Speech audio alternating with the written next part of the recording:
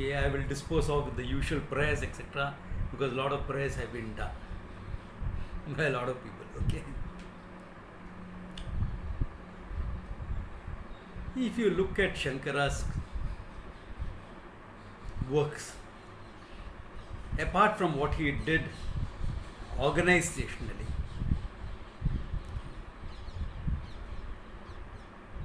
I mean, I don't like to use the word missionary approach. Organizationally, what he did in terms of organizing everything. Because even though Hinduism is not an organized religion, it is necessary to get organized. There's a big difference between being an organization and getting organized. An organization implies vertical and lateral control, whereas you can get organized even with networking without an organization. Okay. So what he did with respect to that, the institutions he set up, etc. Apart from all that, when I look at him as a teacher,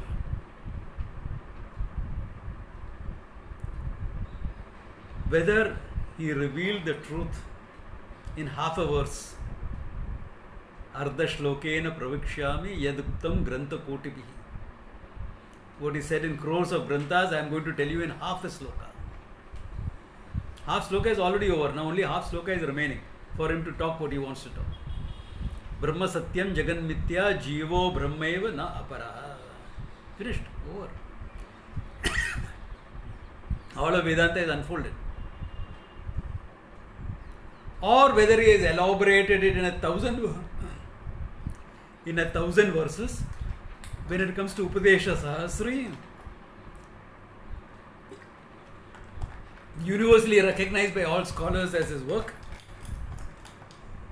or whether it is Sarva Vedanta Siddhanta Sangraha, which the devotees take as his work, it's 1,000 verses, or whether it is in the Brahma Sutra Bhashya,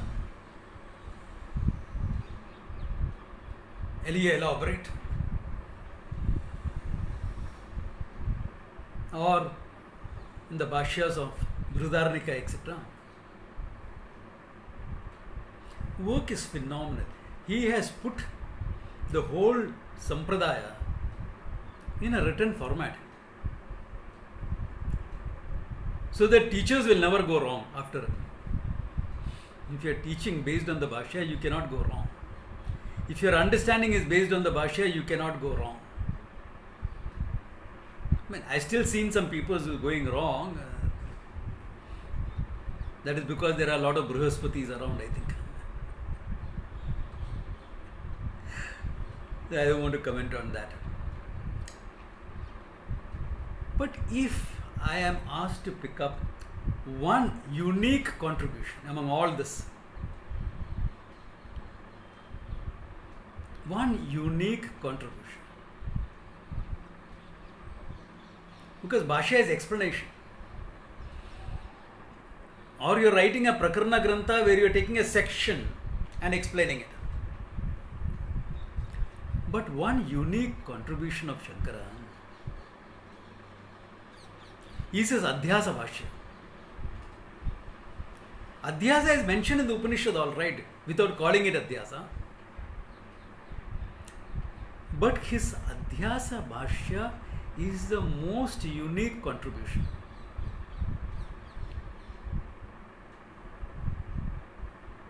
Because if there is no Adhyasa, there is neither a student nor a teacher of Vedanta.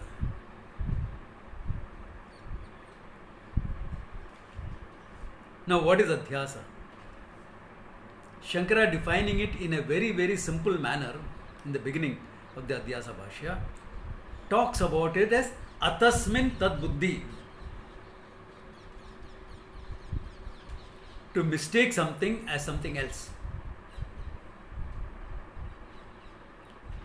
To mistake a rope for a snake, very popular example. To mistake the round earth for the flat earth. Mistake, not experience, mistake. To mistake the non-rising sun as a rising sun. All this is adhyasa.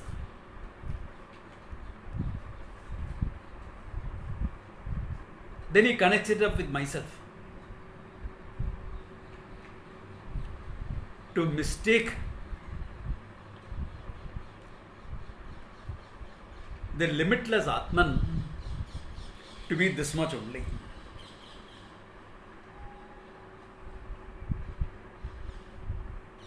So what happens in that? Elaborating the definition further, Shankara adds two words to it. Smriti Rupaha Purva Drishta. Purva Drishta, it must have been seen by you before. If you have never seen a snake in your life, not even on TV or on a book or a painting, how are you ever going to mistake the snake to be, the rope to be a snake? Not possible. And it has to be Smriti Rupa, Smriti Tulya. Smriti Rupa is not in the form of a memory, but equivalent to that. That means what? It is purely a mental construct, purely a projection.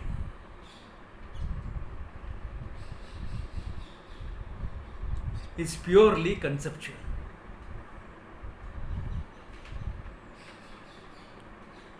So this is important to understand now what happens here with respect to the Atma.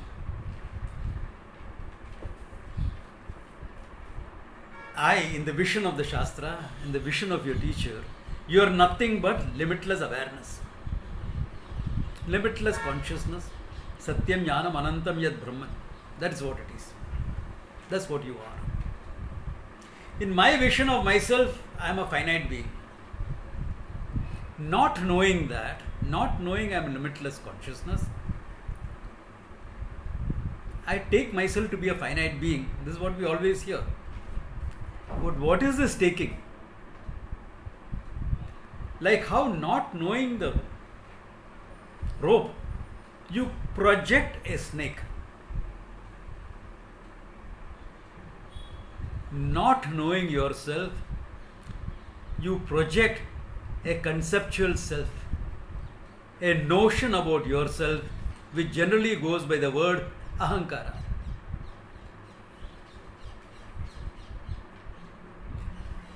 That means what?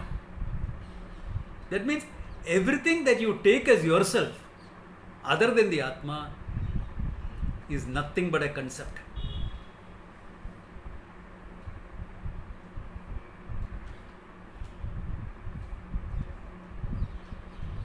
For those who are just starting the Gita, this is raising your understanding by a few levels, okay? Look at what is being done. All that I hold as myself,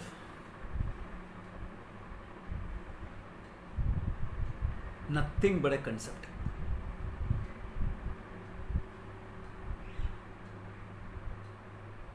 Based on your experiences that you have had before. Purva Drishta. Smriti Rupa, Smriti Tulya. Equivalent to a mental construct. So any answer you give to who am I am like this only. I am this much only. I can't do without this. This is very important for me.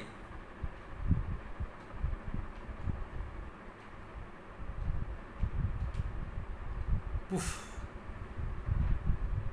Mental projection.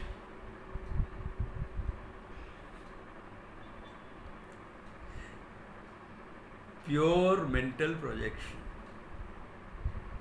Now tell me what is important for you. What is important? Namaji, this job is important. Job? Your limitlessness itself. What job?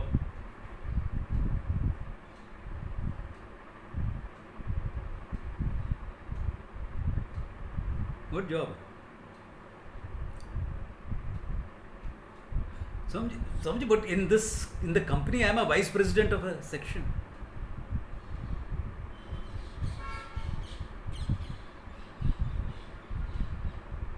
Concept.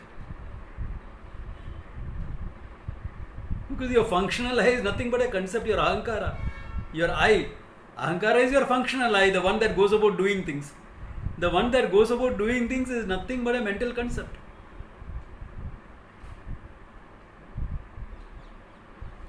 It seems to have some validity. It only seems to have some validity because all of us are behaving with the same thing. If all of us were going to see the snake, all of us would move away from it. And even the aggressive one who takes a stick and goes to hit it will also be in the same boat. His functioning is different.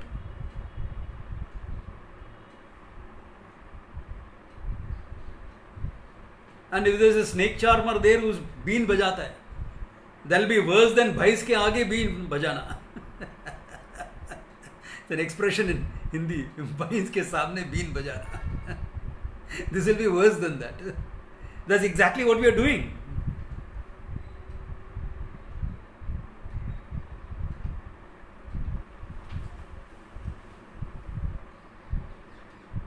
But Samji, I have my responsibilities toward my kids.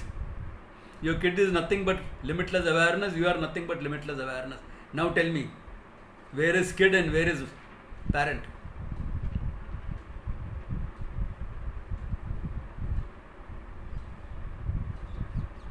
Not only you have mistaken the rope for a snake, you have a baby snake also along with it.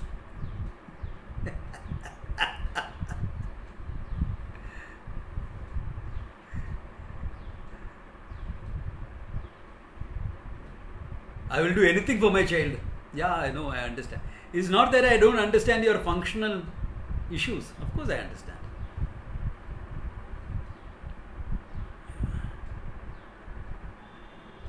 But look at it with the Vedanta vision and then tell me.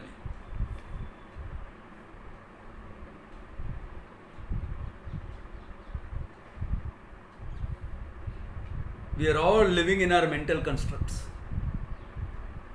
Nobody lives in the world that is. We all are living in our own sankalpas.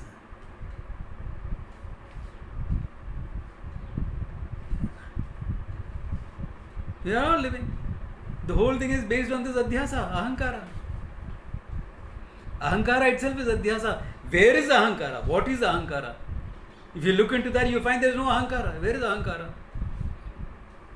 I am, I exist, belongs to the consciousness. I am, I exist, that is the consciousness. Now tell me what else is there.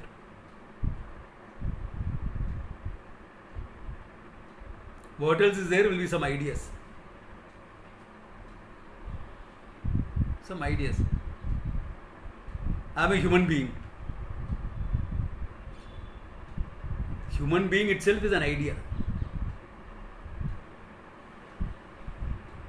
That a person with this type of mind and body, okay, 2 hands, 2 legs, certain DNA features, all ideas, okay.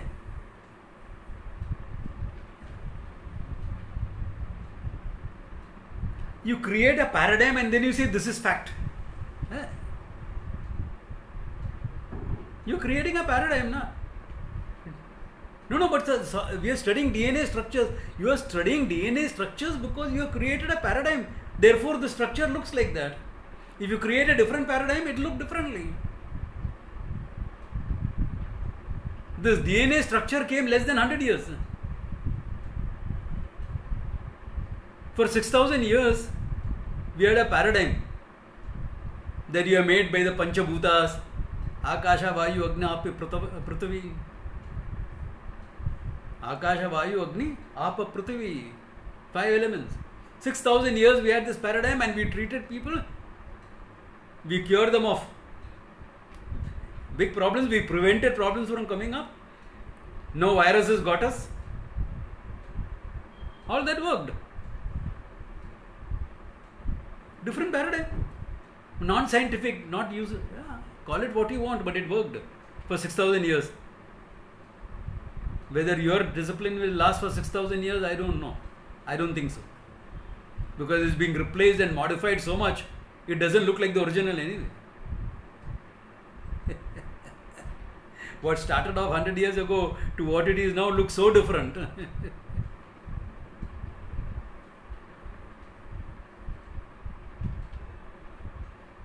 Ideas.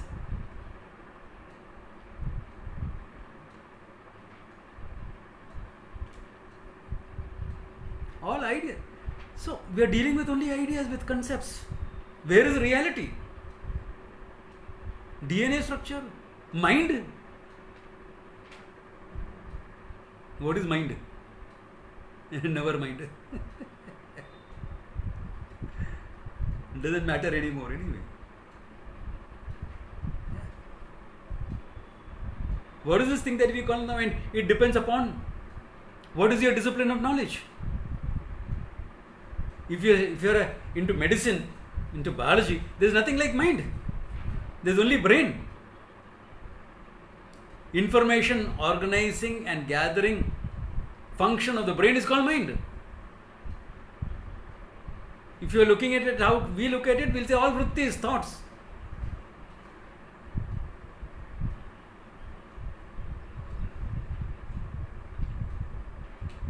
So what is there? I क्या है?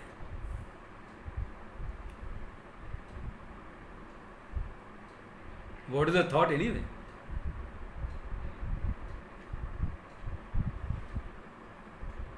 What is a thought? Where is there a thought?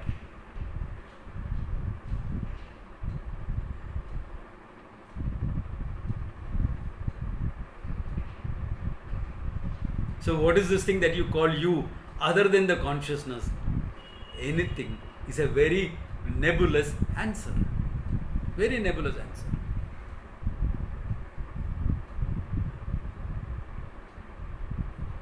It works because all of us are in the same boat. Okay. Because all of us are in the same boat, it works all right. But otherwise, it's very nebulous.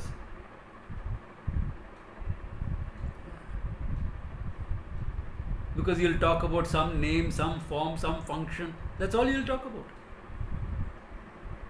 Some relationship. When you say, I am like this, what are you talking about? A name for a form, for a certain function, certain relationship, certain group. Jati guna kriya. Nama rupa jati guna kriya, if you want it technically. Sambandha. That's all there is there.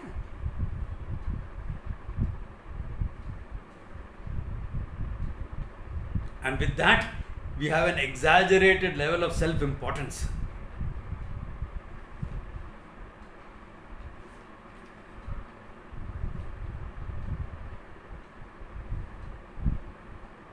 We are all seekers.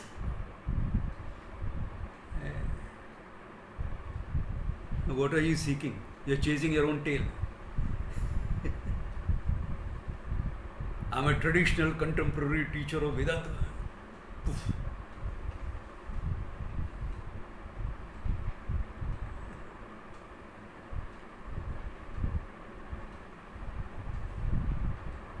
That is something that I do. I play around with. That's not me. But because I have to identify myself to the other ignorant people around, I say, okay, I am like that. Speak their language.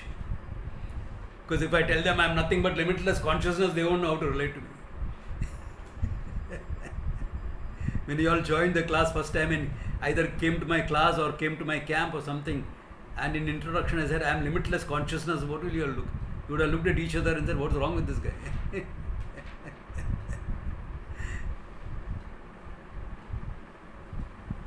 All concepts.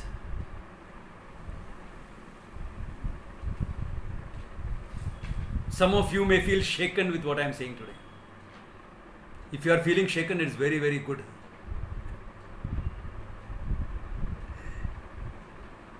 Why? because then there will be a motivation to look at what you really are. So sometimes it's the job of the teacher to shake you all up also. And what better day than Shankara Jayanti? He shook up the whole country. Okay. He shook up the whole country. From the Buddhists to the Kapalikas to the others, everyone he shook up. He shook them all up. His students, of course, he shook them all up.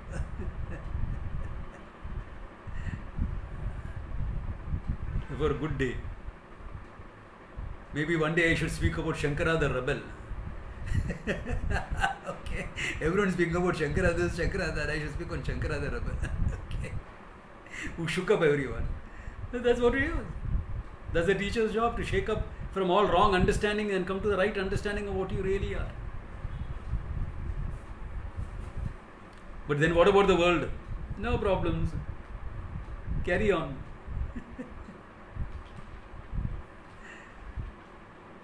There was a series of books like that, na? Carry on Doc, Carry on Cleo, Carry on. So carry on. With the understanding of what you are. And that understanding is what we are dealing right through in our classes, in our talks, everything, in our camps. And to understand that, it's important to shake up and your notions about yourself. Okay? If your notions are shaken up, it's good. Then you will understand what Shankara says as your Satyam Jnanam Anantam Brahman. You will understand that very clearly. Once you understand that, फिर मजा ही मजा है. Okay? और क्या?